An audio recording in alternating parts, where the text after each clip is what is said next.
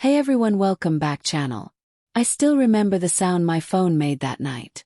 Just a soft buzz against the nightstand, a sound so ordinary, yet it cracked my life in half. It was 12:43 a.m.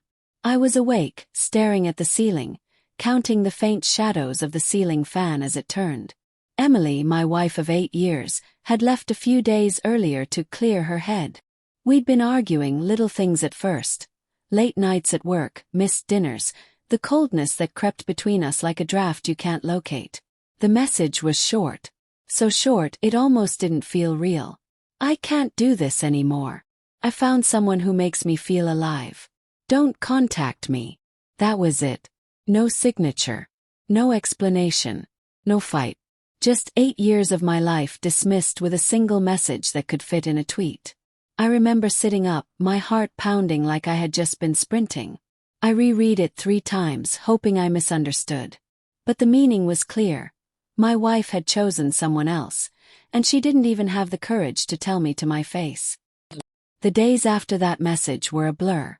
I tried calling her straight to voicemail. Texted, no response. Her social media vanished overnight. Mutual friends claimed they didn't know the details. Her parents offered hollow words. She needs space. Space. She blew a crater in our lives and called it space. I went through the motions, work, bills, eating alone at the kitchen table where her chair sat untouched. I even left her mug in the sink for weeks. A stupid token of hope that maybe she'd come home, apologize, say it was all a mistake. But she didn't.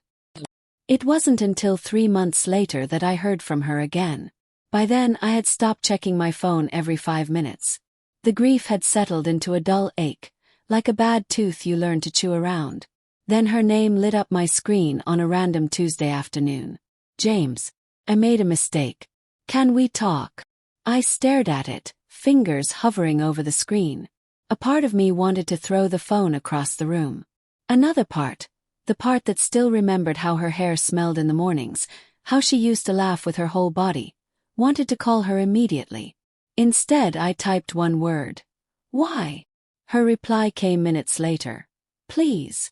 Can we meet? I can explain. We met at a cafe near the river, the same place we used to go after long walks when everything was simple. She looked thinner, hair pulled back, makeup barely hiding the weariness in her face. James, she began, voice trembling.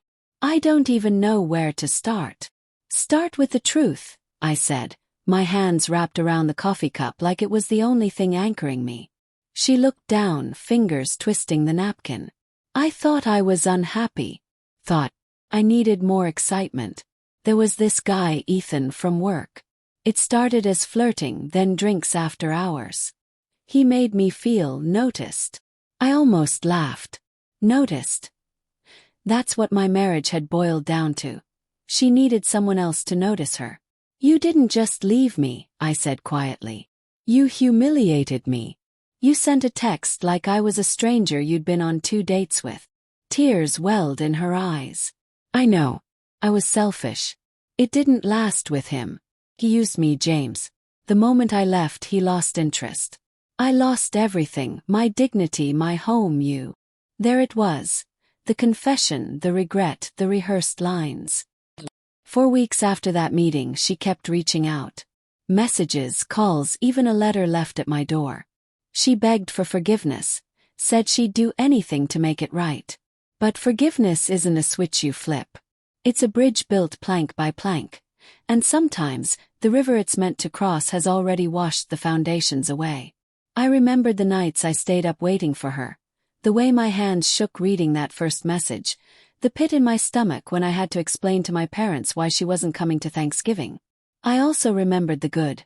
The first time she kissed me in the rain, the way she danced barefoot in the kitchen, the quiet mornings when we planned our future like it was something solid. How do you reconcile those 2 people? The woman you loved and the woman who broke you? One night she showed up at my apartment. I hadn't invited her. Please, James. Just hear me out. Her voice cracked. She looked so small standing in the hallway, clutching the sleeves of her sweater like a lifeline. I stepped aside. Maybe I was weak. Maybe I wanted to see if she was capable of truth without hiding behind a screen. She poured everything out. How Ethan promised her a life full of travel, how he whispered that I was holding her back, how she believed him until the reality hit. He cheated on her with someone else a month later. Her friends distanced themselves. Her job felt hollow without the drama. "I miss us," she said finally. "I miss you." I studied her. The same hazel eyes, the same lips that once swore forever to me. But something was gone, something that couldn't be resurrected by tears or nostalgia. "Emily," I said slowly, "do you know what that message did to me?" She nodded, tears spilling now. "I was a coward. I didn't know how to face you. You didn't just leave. You killed something in me. Trust doesn't grow back like hair after a bad cut. It's more like glass. Once it's shattered, you can glue the pieces, but it's never the same window again." She reached for my hand, but I pulled it back. Not in anger, just finality. "I'm not saying this to punish you," I continued. "I'm saying this because you need to understand. I can't go back." I tried to picture it. Us rebuilding, pretending that message didn't happen. But every time I close my eyes, I see those words. I hear that midnight buzz. And I feel nothing that belongs to a marriage. The next morning I wrote her a message. Short like hers had been. "I hope you find peace, Emily. But it won't be with me." I didn't block her, but I stopped replying after that. Weeks passed. I heard she moved in with her sister, started therapy, tried to fix the mess she'd made of her life. As for me, I learned to live in the silence. To find small joys again. A quiet cup of coffee on the balcony, a weekend trip alone, conversations with friends I'd neglected.